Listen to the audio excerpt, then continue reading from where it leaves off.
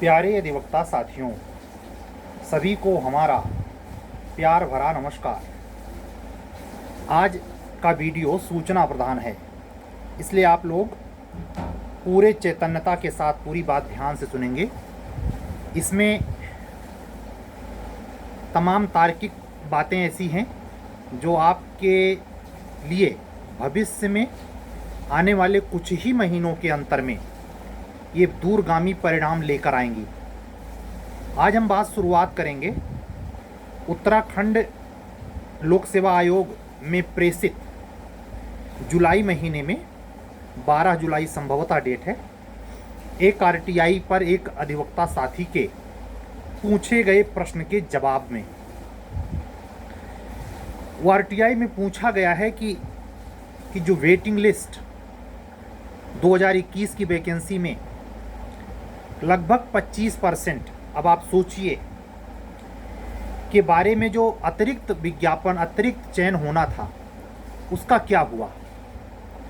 उसके जवाब में उत्तराखंड लोक सेवा आयोग ने कहा कि हम इसके संदर्भ में जो भी जानकारी है वो गोपनीय लिफाफे में मार्च 2023, जबकि ये चल क्या रहा है अगस्त 2024, यानी मार्च 2024 से लेकर 23 से लेकर मार्च 2024 साल भर बीत गया और अप्रैल, मई, जून, जुलाई, अगस्त, एक साल, 1.5 साल बीत गया और वो फाइल जो प्रशासन को कमीशन भेज चुका है उसको निपटा नहीं पाया। ठीक यही कंडीशन हमारे यहाँ 2022 एपीओ की वेटिंग को लेकर बच्चों के साथ चल रही है। हालांकि यहाँ मामला 2022 का रिजल्ट आप जानते हैं 23 में आया था। उसके बाद चयनित होने के बाद लगभग नवंबर दिसंबर से बच्चों ने सक्रियता दिखाई और उनको बहुत इमीडिएट अच्छी सक्सेस भी मिल गई, लेकिन दुर्भाग्य से उनकी बाजी फिर पलट गई। कारण कुछ भी हो, लेकिन बच्चों ने हार नहीं मानी है। ये जो मैं बात अब कहने जा रहा हूँ उत्तराखंड लोक सेवा आयोग के संदर्भ में, जिस बच्चे ने ये आरटीआई लगाई उसके माध्यम से उसने और तहकीकात करी होगी। उसने ये पता लगाया कि भाई कंडीशन अगर ऐसी है तो यही एक वजह है कि जो इस साल की एपीओ इतनी पेंडिंग खिसकती चली जा रही है। जो सीआरपीसी का 19(3) का प्रोविजन है वो ऐसा थोड़ा है कि केवल दिल्ली सरकार के लिए है, वो पूरे अखंड भारत में है। कहीं भी आवश्यकता पड़ने पर विशेष परिस्थिति में जिलाधिकारी ठीके पर एपीओ बना सकता है प्राइवेट व्यक्ति को। वो कंडीशन होने चाहिए, इतने साल का अनुभव, फलाओ फालतू की बातें। तो उसके फोकस में उत्तराखंड भी जद में है। कई हमारे अधिवक्ता साथी कोर्ट ऑफिसर्स हैं, उन्होंने हमको स्पेशली फ़ोन करके कहा कि सर बहुत अच्छी वैकेंसी रिकमेंड करके बिहार सरकार में गई है, हो सकता है बहुत जल्दी देखने को मिले। ऐसा हुआ क्या? तो ये सरकारें अपने ढंग से काम करती हैं। विभाग बिल्कुल मंथर कच्छप गति से, अपने गति से काम करता है। उस दिन सुबह संजोग बैठे तो शायद हो जाए, नहीं तो कितना धूल फांकना पड़ता है सरकारी डिपार्टमेंट का, ये सब आप जानते हैं। तो वो बच्चों ने पता लगाया है कि सितंबर से नवंबर के बीच में वो वेटिंग लिस्ट वहां भी जारी हो सकती है 25%। अगर ये बात सच है तो परमात्मा करे हमारे उत्तर प्रदेश के बच्चों को भी ये सपोर्ट मिल जाए। भाई उसी सेशन के वैकेंसी में कई गए बच्चे हैं, इंटरव्यू फेस किए हैं। अगर उस सेशन की वैकेंसी आप वो भी महज 69 सीट नहीं भर सकते हैं तो क्या बार बार प्रक्रिया में अभियोजन का लक्ष्य कैसे पूरा कर देंगे? सरकारी मंशा क्या है? अभियोजन में जल्दी जल्दी अभियोजन अधिकारियों की नियुक्ति करके अभियोजन करवा के और जो मुकदमों का बोझ निचली अदालतों पर लाखों करोड़ों मुकदमे जो झेल रही है कचहरियां, उससे निजात मिले, उसमें कुछ कमी आए। तो ये बहुत महत्वपूर्ण, सुनने में आपको नॉर्मल लग सकती है लेकिन महत्वपूर्ण सूचना है। इसके पहले आरटीआई के संदर्भ में या वैकेंसी के संदर्भ में या वेटिंग लिस्ट के संदर्भ में जो भी बातचीत हो रही थी वो हाई कोर्ट के एक आर्डर पे हो रही थी। हाई कोर्ट ने, जैसे यहाँ हाई कोर्ट ने ऑर्डर दिया था, उसको सुना नहीं अभियोजन ने। उसी पर बच्चे दोबारा काम कर रहे। लेकिन वहां भी देखिए यही काम चल रहा है कि मतलब ऐसे लगा कि हाई कोर्ट ने कैडर पूछा कितने लोग आपके यहाँ और हो सकते हैं, इससे काम नहीं चलेगा उत्तराखंड के अभियोजन का। वैकेंसी आ जानी चाहिए थी 25-30 सीट जो भी आती, लेकिन देखिए कैसे वहाँ के कर्मचारी, अधिकारी, अभियोजन से जुड़े हुए लोग और शासन कितना लचीला लचर है कि अभी तक वो उसी फाइल को निपटा नहीं पाया जिस फाइल को कमीशन मार्च 2023 में भेजा जाना स्वीकार करता है। मैं वो आरटीआई अपने इसी वीडियो के थंबनेल पे लगाऊंगा प्रमाणिकता के लिए, ठीक है। और दूसरी बात, आज पंजाब हरियाणा लोक सेवा आयोग ने अपने जूनियर डिवीजन की वैकेंसी का रिजल्ट आउट किया। जो बच्चे इंटरव्यू देने के लिए जा रहे हैं, हमसे जुड़े एक अधिवक्ता साथी झारखंड की टेस्ट सीरीज से जुड़े थे, वो लखीमपुर खीरी से हैं, उनको सक्सेस मिली है। मैं सिर्फ एक व्यक्ति के बारे में जान रहा हूँ, मुझसे जुड़ने वालों में जो भी थे, और किसी का नाम लेट लतीफ़ हो तो नहीं कह सकता। वो बच्चा जाएगा, बहुत होनहार है, पहला मौका है। मैं अपने इस YouTube चैनल से उसके अंतिम सफलता की कामना करता हूँ। शाम को हमारे पास एक मार्क किया हुआ रिजल्ट में कि कुछ सीरियल नंबर से लोगों का सिलेक्शन हुआ है। ये संदेह दर्शाता है, बिल्कुल संदेह दर्शाता है। करप्शन और आदमी जैसे लगता है एक ही प्रतिछाया के प्रतिरूप है, कुछ भी हो सकता है। लेकिन अभी एक आशा भरी उम्मीद के साथ एक तरफ जरा नज़र दौड़ाइए। Madhya Pradesh junior division higher दोनों complete, Chhattisgarh junior division complete, HJS का आ चुका है। आप इमेजिन कीजिए, राजस्थान जूनियर डिवीजन एचजेएस दोनों हो रही है, झारखंड जूनियर डिवीजन हो रही है, एचजेएस आने ही वाली है झारखंड की बहुत जल्दी। आप ये सुन के जान के ताजुब होंगे, केवल अपना यूपी है जिसको ये कुंभकर्णिया नींद है, तमाम तरीके के वजहों में फसहों में फंसा हुआ है। ये हम इसलिए कह रहे हैं कि जब सारे स्टेट में चल रहा है और यहां भी आना ही था, लेकिन बीच में कहते नहीं दुर्भाग्य, तो ये ज्यादा लंबा खींचेगा नहीं। परमात्मा से दुआ करिए सभी लोग कि जूनियर एपीओ के संदर्भ में जो वेटिंग का लफड़ा चल रहा है ये इमीडिएट निपटे, मतलब हर हालत में सितंबर अक्टूबर में निपट जाए, जो भी होना है आला वाला। ऐसे ही जे का मसला आगे ना बढ़े, 28 अगस्त को ही निपट जाए, क्योंकि अगर आगे बढ़ा तो गेहूं के साथ घुन पिसाता है, ये चरितार्थ होगा। ये 8 मिनट में हमने बातें बताई, ये आपके लिए बहुत महत्वपूर्ण है। हर दिन आप आशा लगाए हमारा वीडियो सुनते हैं, भले हम 20 मिनट 30 मिनट 40 मिनट बोल जाएं, पूरा सुनते हैं, पता चलता है। और वो सीरियस बच्चे हैं, हमको वो लोड लेने के लिए पुरगुद्दी न चाहिए, सुनेगा ही हमें वही जिसमें कुछ कसक है लंबी। तो ये बात हो गई जूनियर डिवीजन और एपीओ के संदर्भ में।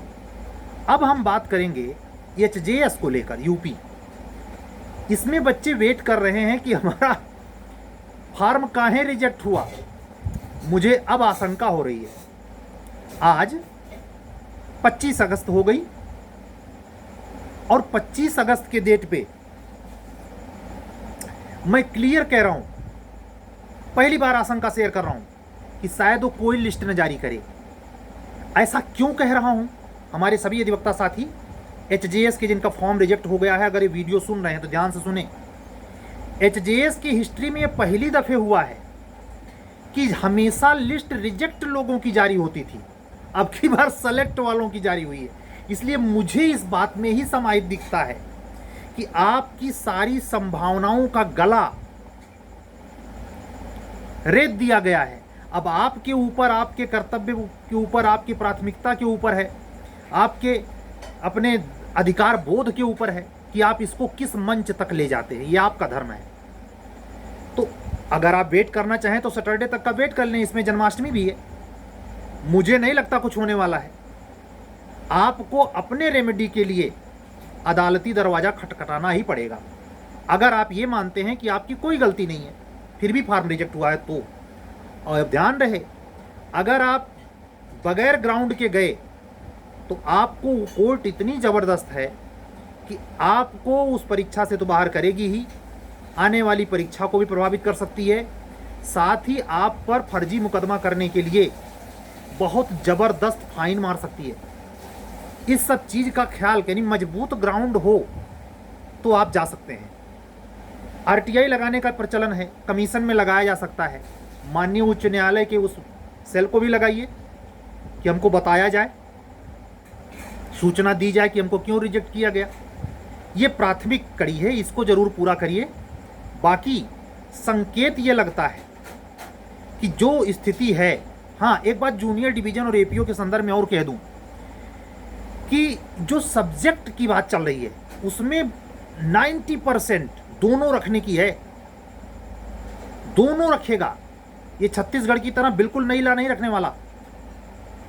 इसलिए सितंबर, अक्टूबर, नवंबर, दिसंबर, ये जो 4 महीने बच रहे हैं, इसमें जब भी आपका नोटिफिकेशन डिक्लेयर होगा इन 4 महीनों में, तो आपका मोटिव एकदम नया नहीं होना चाहिए। ये मैं बहुत पहले समझा चुका हूं, लंबी बात, 40 मिनट का वीडियो था वो। पैरेलल पढ़ते रहना, बिल्कुल काट मत देना पुराने वाले को, नहीं तो कहीं ऐसा ना हो जो भीतर की आशंका मैं एचजेएस में शेयर किया वही जूनियर डिवीजन और एपीओ के लिए शेयर कर रहा हूं। कहीं अगर ऐसा किया तो आप देख रहे हैं राजस्थान में जो एपीओ का एग्जाम होना है वो जनवरी फरवरी में केवल पुराने सिलेबस पे होना है। इससे ये संकेत मिलता है कि अगर कहीं प्रश्न पत्र बनाने में, चूंकि सरकार को भी दिक्कत है, एक्सपर्ट को भी प्रॉब्लम है, इसलिए पॉसिबिलिटी है कि अगर आपके सिलेबस में दोनों रहा, जो कि गुंजाइश ज़्यादा है, तो आपके 75% सवाल पुराने से ही आए, 25% सवाल केवल नए से आए। आने वाले समय में धीरे धीरे बदल जाएगा, लेकिन अभी इमीडिएट ऐसा नहीं लगता। मेरे कहने का लब्बो लुआब ये कि अगर आप स्टडी कर रहे हैं तो आप पुराने वाले पर थोड़ा सा लेकर नए वाले को चलें। बिल्कुल पुराने वाले को उठा दे, उस पर गर्द पड़ने के लिए मत रख दें। और आपको देखेंगे, अब तो पढ़ रहे होंगे आप लोग, पुराने वाले से नए चीज़ों को कोरिलेट के पढ़ने में आपको चीज़ें याद होंगी, नहीं तो याद करने में बहुत दिक्कत आएगी। एक दो नहीं, सब कुछ उलट पलट दिया है। और आप जानते हैं, आप देखिएगा एपीओ के पेपर में आप रोएंगे। किस बात के लिए? कि बीएनएस में आपने सबसे ज्यादा गलत किया। क्यों? क्योंकि बीएनएस या अथवा पुरानी आईपीसी से सवाल सबसे ज्यादा पूछे जाते हैं एपीओ में। 150 में 50 नंबर जीएस, 100 नंबर की ला, और उस 100 नंबर की ला में सबसे ज्यादा भाग किसका है? आईपीसी का है महाराज। वो आईपीसी को ही रिप्लेस कर रहा बीएनएस। ये सेक्शन नंबर है, घुसेड़े फिट रहेगा। आपको अगर मतलब याद करने बैठेंगे तो आपको अच्छा खासा समय चाहिए। किस प्रोविजन में अंदर जाके बदल दिया है, सारी धाराएं उपधाराएं सही हैं, अंदर जाके कोई एक उपधारा में चुग्गा नया जोड़ दिया है, या उपधारा डिलीट करके नई उपधारा लगा दी है, ये सब ये इमीडिएट हो जाएगा। इसीलिए मैं कह रहा हूं कि आप खुद प्रार्थना कीजिए, थोड़ा डिले ही चले। जब डिले हो ही रहा है तो थोड़ा डिले ही चले। इसमें पढ़ लीजिए महाराज, पढ़ लीजिए, चाहे 25% आए, चाहे 50% आए, चाहे 100% आए, पढ़ तो लीजिए। पढ़े रहेंगे तब तो काम आएगा। और आप तो जानते हैं एचजीएस वालों के लिए तो कहना ही क्या, दोनों पढ़ा हुआ है। हम पढ़ा रहे हैं बीएनडब्ल्यूएस, सीआरपीसी को साइड में करके, सीआरपीसी को लेके हमारी जितनी क्लास होती है, कंपेयरिंग होती है, मैं दोनों लेकर चलता हूं। ऐसे मैंने एविडेंस पढ़ाई है इस टॉपिक के बाद। तो आप सभी अधिवक्ता साथी इस बात को ध्यान देंगे। आज की वीडियो लंबी नहीं रखूंगा, परीक्षा का समय है। एचजेएस में एक संभावना, कुछ बच्चों ने हमसे फ़ोन किया कि सर कहीं ऐसा तो नहीं कि UP higher judiciary direct mains लेने की सोच रहा है। इधर 2-3 दिन से ज़्यादा ये ऐसे फ़ोन आए। तो मैं इतना ही कह सकता हूँ कि भाई देखिए, जैसे जिला कलेक्टर के लिए एक ईडीएम्स है आल टू आल, तो वैसे हाई कोर्ट माई बाप है। अब वो रूल नहीं मान रहा है। जैसे रूल यही होता है कि पहले रिजेक्टेड लोगों की लिस्ट निकालनी चाहिए थी। जब वो हर चीज़ उल्टे पुलट कर रहा है भाई, तो वो अपने हिसाब से कुछ भी करेगा। हम क्या कर सकते हैं? हम होते कौन हैं? हमारी क्या औकात है उसके आगे? आप लोग जुड़े हैं, पूछते हैं, सम्मान देते हैं, तो मैं भी तो एक मर्यादा में रह के ही बता सकता हूँ। उसके बाद भी इधर का उधर हो सकता है। तो ये कॉमन सेंस लगाना चाहिए। कुछ बिजनेस होता है, कुछ बिजनेस माइंड से आदमी बात कर देता है, कुछ आपके हित के लिए बोलता है, कुछ इस पॉइंट से बोलता है। हमारा उससे सबसे अलग रिश्ता है। मैं सत्य और असत्य पे ज़्यादा टिका रहता हूँ। मुझे बिजनेस पर्पज साइड में चला जाता है मेरा, उसका नुकसान भी मैं उठाता हूँ। इतना नहीं कच्चे दिमाग का हूँ कि मुझे ये भी ना पता चले कि इससे हानि कितनी हो रही है। कोई शायद ही मूर्ख होगा जो ऐसे अपने क्लास ऐसे यूं ही देता रहा हो। मैं दे रहा हूं। क्यों? भरोसा आपके दिमाग पर, अपने दिमाग पर नहीं, इस परवरदिगार पे है जो पर डे यहां बैठाता है आपके लिए। ड्यूटी इसके अलावा जहां लगाएगा वहीं लगूंगा। मैं कोई कल्पना और कोई वो लफेबाजी नहीं कह रहा। जब आप लोगों को हाथ जोड़ के मना करता हूं, बाबू किसी प्रकार का फ्रॉड मत काम करना, जैक सैक का चक्कर मत करना, तो इसका मतलब ये भी कह रहा होता हूं कि मैं भी ऐसा जीवन में कभी नहीं करूंगा। ये थोड़ा होता है कि खुद कड़वा कड़वा मीठा मीठा गप, कड़वा कड़वा थू, ऐसे नहीं होता। कहने का अर्थ यह है कि जो कंडीशन है एचजीएस के संदर्भ में, जैसे आप देखें, कहीं अगर ऐसा ना हो जाए कि राजस्थान एचजीएस का प्री और छत्तीसगढ़ एचजीएस का मेंस दोनों नवंबर में है, वही नवंबर में ये भी ले जाके पहुंच जाए, तो आप दिमाग लगाइए ये पॉसिबल है कि नहीं। अभी तक कुछ पता नहीं चल रहा है कि डेट कब आएगी, क्या कुछ नहीं, सन्नाटा है एकदम। इससे ये संकेत मिलता है कि जो भी कुछ संभावना है प्री होगा कि कह पाना बिल्कुल मुश्किल, क्योंकि रूल रेगुलेशन यहां कुछ काम नहीं कर रहा। हर पॉइंट पर बच्चों को लड़ना पड़ रहा है भाई। आपने देखा अन्यायकारी लगा था मध्य प्रदेश का कानून, सुप्रीम कोर्ट ने उसे वैलिड ठहरा दिया। तो कुछ भी हो सकता है, यही कहने के लिए आज आया। 20 मिनट का ये छोटा सा वीडियो है, आप लोग देखिए। लेकिन हम आपसे यही कहेंगे, चाहे एचजीएस फोकस करके पढ़ रहे हैं या एपीओ फोकस करके पढ़ रहे हैं या जे या इसमें 2-1 एग्जाम को ज़्यादा लेके कर रहे हैं, तो आप इस वस्तुस्थिति को जो आज हमने बताई उसमें सकारात्मक धारणा रखते हुए कि आने ही वाली जो बात चल रही है वो खंडित नहीं हुई है, धूल धूसरित नहीं हुई है, वो लुप्त प्राय बिंदु हालैंड की नहीं हो गई है। पढ़िए और संजीदगी से न्यायाला पढ़िए पुराने के साथ, चाहे एचजीएस के लिए पढ़ रहे हों, चाहे जूनियर डिवीजन के लिए पढ़ रहे हों, और चाहे आप राजस्थान एपीओ को ही टारगेट करके पढ़ रहे हों। आप जानते हैं जैसे नवंबर का दूसरा हफ्ता आएगा, बेजोड़ मेहनत करने वाले निकलेंगे। अगर यूपी की कोई वैकेंसी नहीं आई तो राजस्थान पर टूटेंगे, और अगर आ गई तो 90% का दिमाग घूम जाएगा उत्तर प्रदेश की तरफ। और मुझे तो उम्मीद है भाई, मैंने उम्मीद नहीं छोड़ी है कि जैसे ये विवाद खत्म हो जाएगा बच्चों का, उसके तुरंत बाद कमीशन, ये पॉसिबल है कि दोनों वैकेंसी निकाल दे। हो सकता है हाई कोर्ट का तब तक मसला भी सुलझ जाए, अनुभव वाला, लगाना है कि नहीं लगाना है। अरे भाई, ये सितंबर 2023 से वैकेंसी लटकी पड़ी है, सितंबर आने वाला है, सीधे 1 साल हो जाएगा। तो इसलिए आशा कड़ी बनाए रखिए। हो सकता है उत्तराखंड और यूपी का एपीओ एक साथ गजट हो, ये पॉसिबिलिटी है। आज की बात यहीं तक।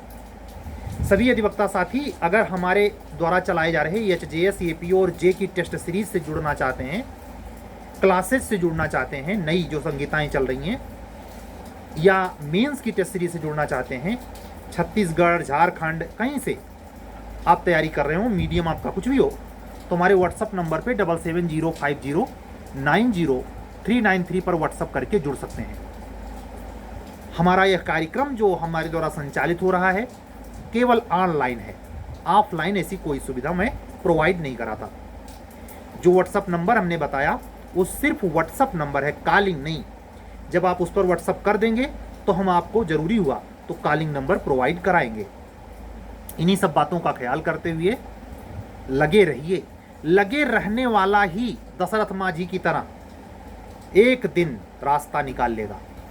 और आप क्या समझते हैं, नए लाए जाने के कारण चुनौतियां सबकी समान हो गई हैं, तो ईमानदारी से पढ़ना ही सार्थक है। इस दिशा में आप सार्थक ढंग से अपना प्रयास जारी रखिए। सभी अधिवक्ता साथियों को और सभी अधिवक्ता बहनों को जय सिया राम बोलते हुए आज का वीडियो यहीं समाप्त करता हूं। कल फिर मिलूंगा। सत्यमेव जयते। शुभ रात्रि।